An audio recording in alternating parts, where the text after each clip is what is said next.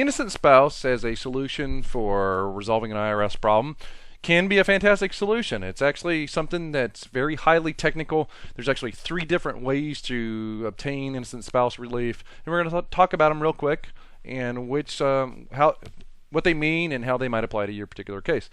The first type of innocent spouse that I'm going to discuss is what I call classic innocent spouse. And what that means is that essentially that you were in a relationship, you were married to your spouse, and your spouse was less than honest with you about his or her income tax liabilities.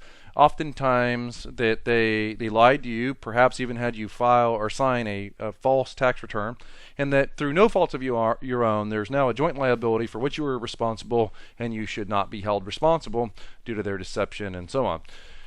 The second type of innocent spouse is actually called a separate liability election, and what that means is that if you don't qualify for classic innocent spouse, then you can apply for what's called a separate liability election. And what it means is that if you currently, I guess you have a joint liability because you're interested in innocent spouse, then you can actually apply to have that joint liability separated as if you had both filed married filing separate returns. So let me give you an example of how that might apply.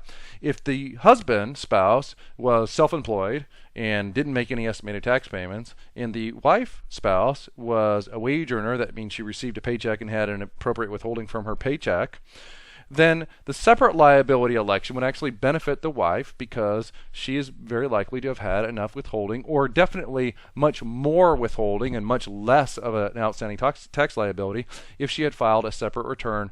Therefore, a separate liability election could be really great for a person like that. Or it could actually be a situation where you had 2 spouses and they were both self-employed, but one spouse actually made estimated tax payments and the other did not. A separate liability election would help in that situation as well. Or third situation where both spouses were actually both self-employed, but one made disproportionately much more money.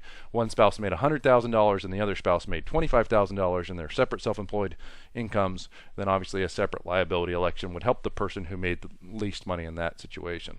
The third type of innocent spouse is what's called equitable relief. And that means essentially that even though you don't qualify for one of the first 2 types of innocent spouse relief, that it's unfair to hold you responsible, and or it would create an economic hardship in order to force you to pay. So that means essentially that you don't have the means to repay the liability, and that's a key factor in equitable relief.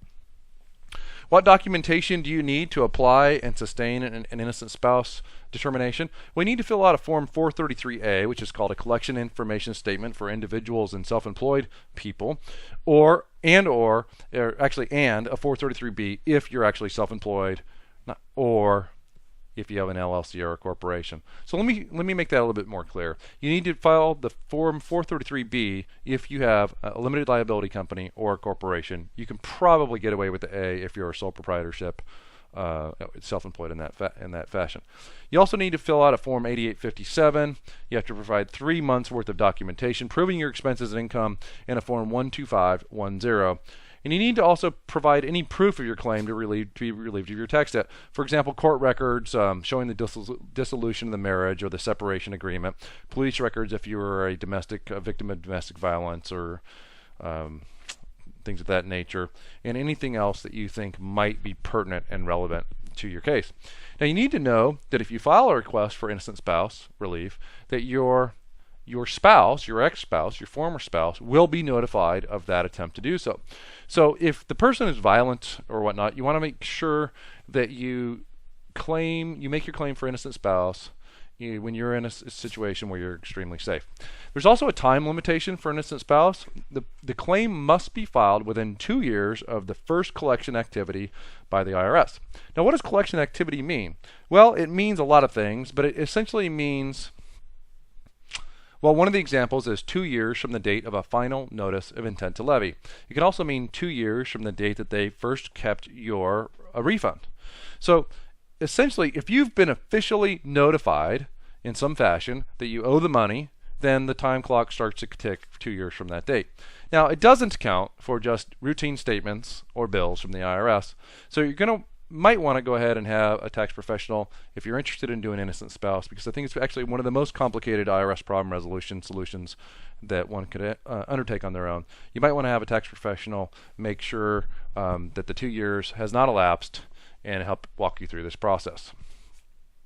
If you have questions about innocent spouse, if you want assistance in providing an innocent spouse application, or if you want a thorough analysis on how to best solve your IRS problem, I would invite you to visit our website at getirshelp.com. You can also call us toll free at 888-438-6474. We represent clients throughout the state of Florida, throughout the United States, and in fact throughout the world. So I invite you to give us a call and see what we can do to help you with your innocent spouse claim. Thanks.